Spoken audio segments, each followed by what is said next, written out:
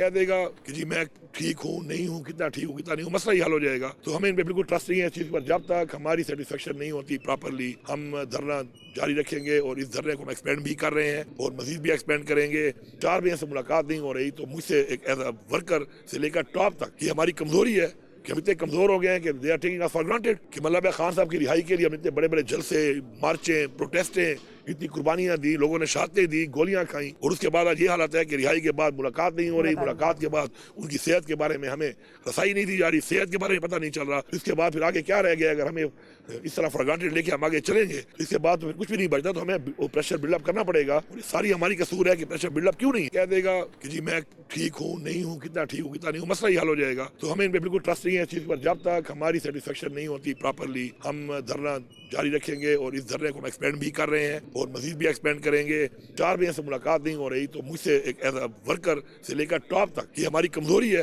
کہ ہم اتنے کمزور ہو گئے ہیں کہ they are taking us for granted کہ مطلب خان صاحب کی رہائی کے لیے ہم اتنے بڑے بڑے جلسے، مارچیں، پروٹیسٹیں، اتنی قربانیاں دی، لوگوں نے شہادتیں دی، گولیاں کھائیں، اور اس کے بعد آج یہ حالت ہے کہ رہائی کے بعد ملاقات نہیں ہو رہی، ملاقات کے بعد ان کی صحت کے بارے میں ہمیں رسائی نہیں دی جا رہی، صحت کے بارے میں پتہ نہیں چل رہا۔ اس کے بعد پھر آگے کیا رہ گیا؟ اگر ہمیں اس طرح فار گرانٹیڈ لے کے ہم آگے چلیں گے، اس کے بعد تو پھر کچھ بھی نہیں بچتا، تو ہمیں پریشر بلڈ اپ کرنا پڑے گا۔ اور یہ ساری ہماری قصور ہے کہ پریشر بلڈ اپ کیوں نہیں کہہ دے گا کہ جی میں ٹھیک ہوں نہیں ہوں، کتنا ٹھیک ہوں کتنا نہیں ہوں، مسئلہ ہی حل ہو جائے گا۔ تو ہمیں ان پہ بالکل ٹرسٹ نہیں ہے اس چیز پر۔ جب تک ہماری سیٹسفیکشن نہیں ہوتی پراپرلی، ہم دھرنا جاری رکھیں گے، اور اس دھرنے کو ہم ایکسپینڈ بھی کر رہے ہیں اور مزید بھی ایکسپینڈ کریں گے۔ 4 بجے سے ملاقات نہیں ہو رہی، تو مجھ سے ایک ایز اے ورکر سے لے کر ٹاپ تک یہ ہماری کمزوری ہے کہ ہم اتنے کمزور ہو گئے ہیں کہ they are taking us for granted کہ مطلب خان صاحب کی رہائی کے لیے ہم اتنے بڑے بڑے جلسے، مارچیں، پروٹیسٹیں، اتنی قربانیاں دی، لوگوں نے شہادتیں دی، گولیاں کھائیں، اور اس کے بعد آج یہ حالت ہے کہ رہائی کے بعد ملاقات نہیں ہو رہی، ملاقات کے بعد ان کی صحت کے بارے میں ہمیں رسائی نہیں دی جا رہی، صحت کے بارے میں پتہ نہیں چل رہا۔ اس کے بعد پھر آگے کیا رہ گیا؟ اگر ہمیں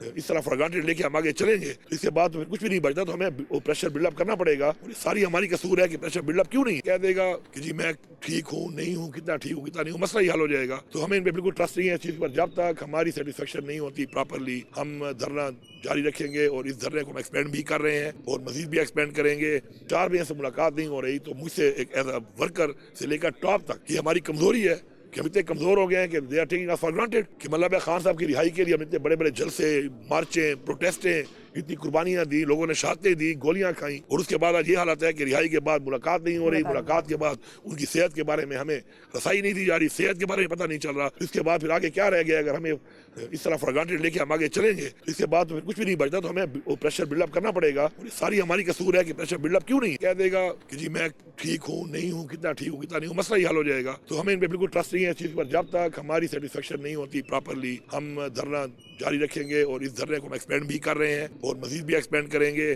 4 بجے سے ملاقات نہیں ہو رہی، تو مجھ سے ایک ایز اے ورکر سے لے کر ٹاپ تک یہ ہماری کمزوری ہے کہ ہم اتنے کمزور ہو گئے ہیں کہ they are taking us for granted کہ مطلب خان صاحب کی رہائی کے لیے ہم اتنے بڑے بڑے جلسے، مارچیں، پروٹیسٹیں، اتنی قربانیاں دی، لوگوں نے شہادتیں دی، گولیاں کھائیں، اور اس کے بعد آج یہ حالت ہے کہ رہائی کے بعد ملاقات نہیں ہو رہی، ملاقات کے بعد ان کی صحت کے بارے میں ہمیں رسائی نہیں دی جا رہی، صحت کے بارے میں پتہ نہیں چل رہا۔ اس کے بعد پھر آگے کیا رہ گیا؟ اگر ہمیں اس طرح فار گرانٹیڈ لے کے ہم آگے چلیں گے، اس کے بعد تو پھر کچھ بھی نہیں بچتا، تو ہمیں پریشر بلڈ اپ کرنا پڑے گا۔ اور یہ ساری ہماری قصور ہے کہ پریشر بلڈ اپ کیوں نہیں